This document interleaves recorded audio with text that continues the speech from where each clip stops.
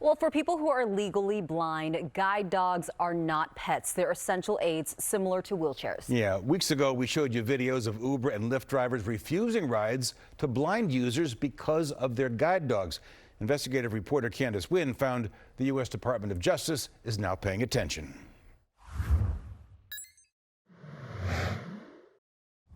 And I explained to him because I have a service animal. She's not a pet. He got out and said, oh, no, no, no, no pets, no dogs. It makes me feel small and less than. 3 Bay Area people, all legally blind, all telling the investigative unit they are constantly left stranded by Uber and Lyft drivers who refuse to accept their guide dogs. Take a dog with me.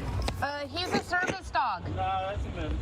Thank you. After first hearing from Annalisa DiLeonardo and Linda McLeod from San Jose in May, we're now hearing from Lisa Irving from Mill Valley, who in 2021 won a lawsuit against Uber, making the company pay $1 million for all the refusals she experienced with her guide dog.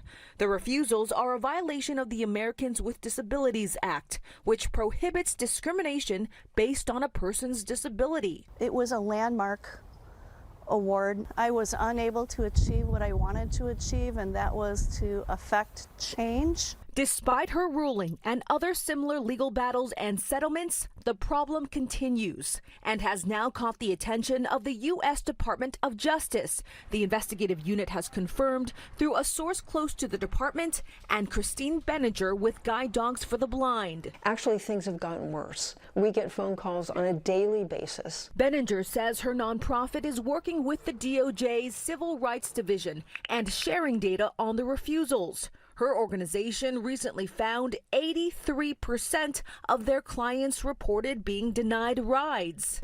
A number of clients are actually evaluating whether they would get another guide dog again.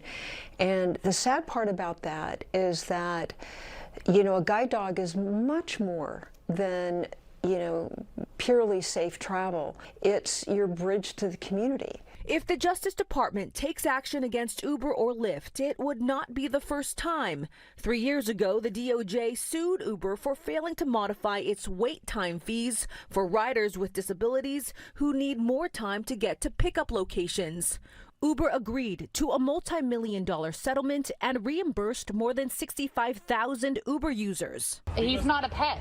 He is like a wheelchair. I know, but I cannot.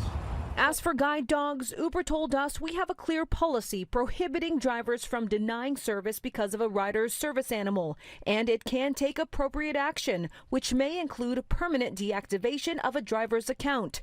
Lyft said it requires all drivers to accommodate passengers traveling with service animals, and it asks riders to report issues immediately. Let's go forward. Irving says these policies aren't enough, and people with guide dogs need to report the refusals to the DOJ. This summer, she took an Uber home from her birthday dinner. She says the driver waited in front of her driveway to report a complaint about her and her guide dog. Her app shows Uber charged Irving a cleaning fee. Uber waived the fee after she complained, but it's another reminder, she says, she's not getting a fair ride. You might be wondering, what about Uber Pet, that option where you can bring along your dog?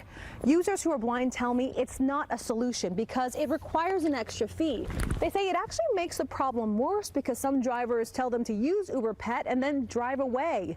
Uber tells me their drivers have to accept guide dogs, no extra steps or fees required. With the investigative unit, Candace Wynn, NBC Bay Area News.